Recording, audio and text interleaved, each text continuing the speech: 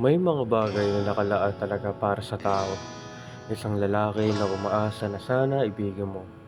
Wala namang masama kung susubukan. Gusto ko lang sabihin na sana ako naman. Ang pangarapin ka ay hindi nakakasama. Hangad ko lamang ay ang makasama ka. Kaibigang sumusuporta sa bawat mga balak na gawin. Papasakin ka, bukod tangi kong hiling. Ang pagsulat ng liham ay matyaga kong ginawa. Nais ko lamang na maliwalagan ka. Taas dibdib akong lalapit at aamin. Sana tanggapin mo ang aking damdamin. Pero nung oras na umamin ako, itinulak papalayo sa'yo, sabay sampal sa aking pisngi. Napakahapde. Pinagmamasdan papalayo, sinisi ang sarili kung bakit naging ganto. Mabuti na sigurong kalimutan ka, para kahit papano matakpan ang aking nadarama. Kakalimutan na kita, siguraduhin mong hindi talaga pwedeng tayo. Napag-isipan mo na ba?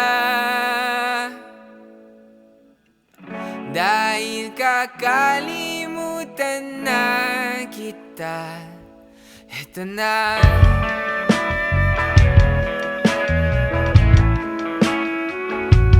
Eto na.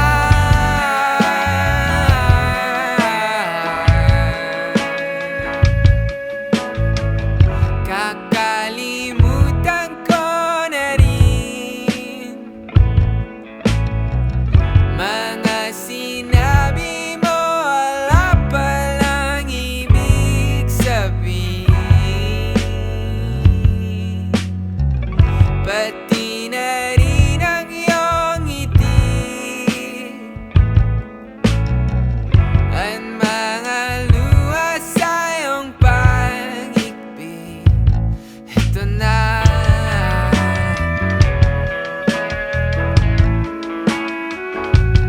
Ito na.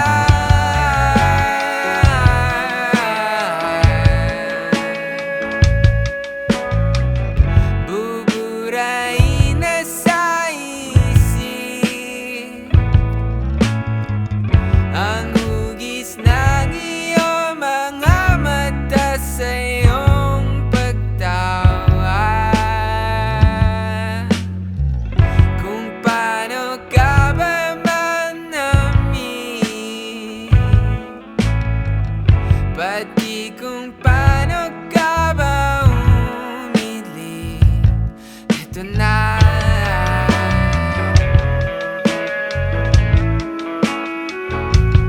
Ito na.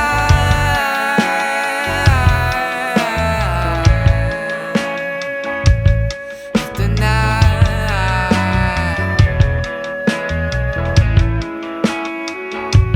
Ito na.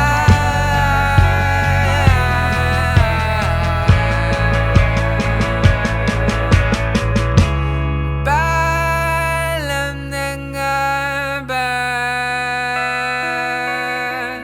kung hindi na tayo magkikita? Nawa'y mangyari,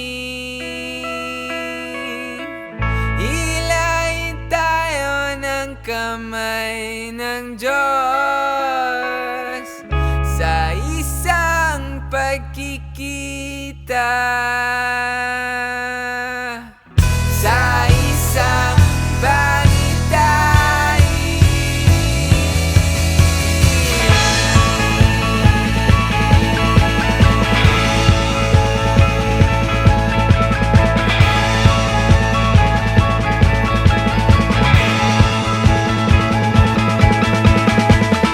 kakalimutan na kita,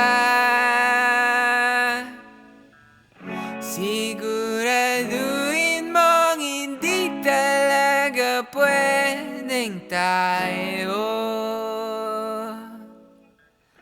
Napag-isipan mo na ba?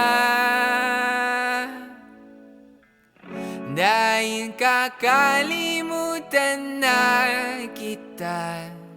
Eto na